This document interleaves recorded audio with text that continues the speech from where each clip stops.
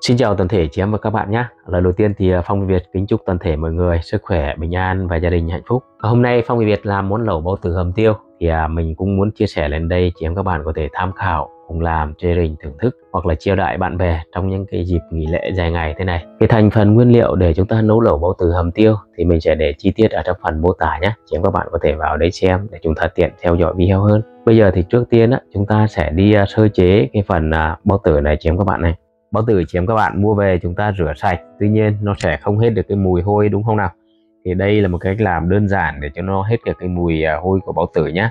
Chị em các bạn cho vào trong chảo một chút nước mắm này, chúng ta đun sôi lên rồi chúng ta sẽ cho cái bao tử vào đây mình trần sơ qua thế này thứ nhất để cho bao tử nó sạch này và nó sẽ bay hết cái mùi hôi đi.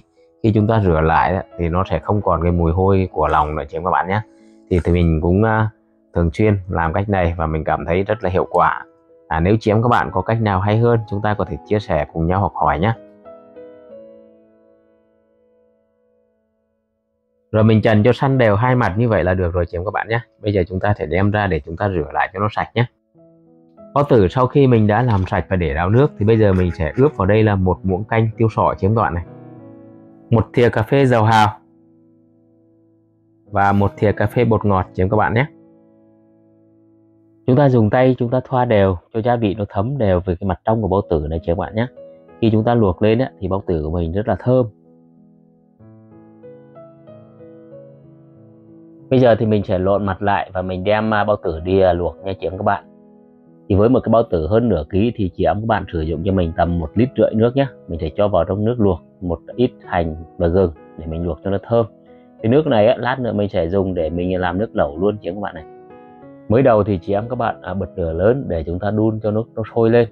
Khi nó sôi lên rồi thì chị em các bạn giảm lửa xuống mức trung bình. Mình sẽ luộc bao tử tầm khoảng mức 20 phút nhé.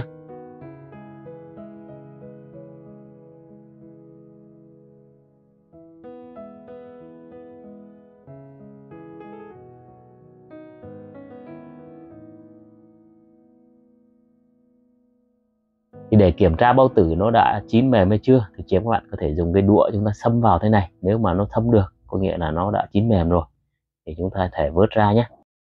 Thì để bao tử sau khi luộc được trắng và giòn hơn thì chị em các bạn nhớ là vớt vào trong thau nước đá lạnh nhé. Bây giờ thì mình sẽ nêm lại cái nước luộc này để cho nó vừa ăn, để lát nữa mình cho vào lẩu nha chị em các bạn. Mình sẽ nêm vào đây là một thìa canh hạt nêm này,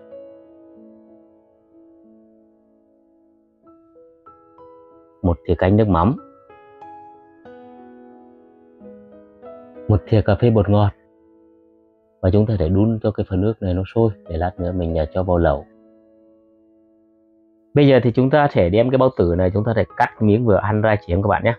Chị em các bạn thấy này, bao tử rất là trắng luôn đấy, thành rất là dày nhá. Cho nên khi các bạn chọn mua bao tử đó, mình sẽ chọn những cái bao tử nó đừng có bé quá thì nó không có cái độ dày đâu chị em các bạn. Nó phải vừa vừa thì bao tử nó mới có cái độ dày này, cái thành nó dày mà nó sẽ giòn hơn. Bởi vì bao tử này mình đã luộc chín rồi đó, cho nên chị em các bạn cắt cái miếng hơi bự một xíu nhá, để khi chúng ta ăn cho nó ngon miệng.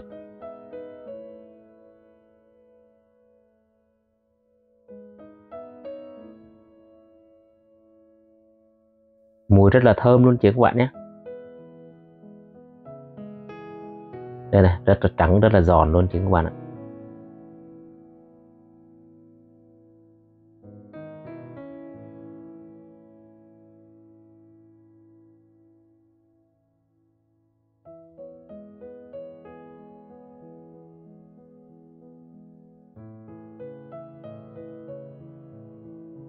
Bước tiếp theo thì chúng ta sẽ đi cắt cái phần nấm rơm, củ cải, cà rốt và hành tây để lát nữa mình cho vào nồi nước lẩu, nó sẽ thơm và ngọt hơn. Chị em các bạn cũng có thể là nấu chung với bao tử, nhưng mà làm như vậy thì sợ cái củ cải và cà rốt nó chín quá đó, khi mình ăn nó không được ngon nữa. Nên thường thì mình hay hầm bao tử trước, sau đó mình cho vào sau, mình nấu. Khi mình đun cái nồi bao tử sôi lên, mình cho rau vào thì cái phần củ này nó cũng vừa chín tới đó, ăn nó rất là ngon miệng này. Cái hành tây này thì chúng ta sẽ dùng nửa củ thôi chị em các bạn nhé, bởi vì củ này hơi bự đó. Mình cho thêm tí hành tây vào thì nó cũng rất là thơm luôn. Nếu ai mà không ăn được hành tây thì có thể không cho vào. Cái phần tiêu xanh này thì chúng ta sẽ dùng dao mình làm cho nó dập ra thế này để mình cho vào nước lẩu đó thì nó sẽ thơm hơn. Chị em các bạn chuẩn bị cho mình một cái nồi để chúng ta nấu lẩu nhá. Nhà ai có bếp ga thì sử dụng nồi bếp ga, còn có bếp điện thì sử dụng bếp điện. Rồi mình sẽ cho hết cái phần củ và nấm vào.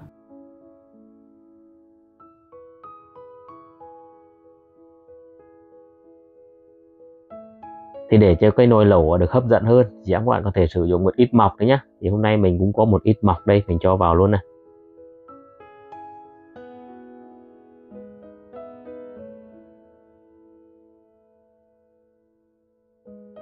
Mình để cho cái phần bao tử vào lên trên thế này chị em các bạn nhé. Rồi mình cho một ít tiêu lên để trông cho nó vừa đẹp mắt, lát nữa mình nấu nó sẽ thơm. Không thể thiếu là một chút hành phi chị em các bạn nhé. Hành phi là rất là thơm luôn nè. Mình trang trí một ít cọng hành lên thế này cho nó đẹp.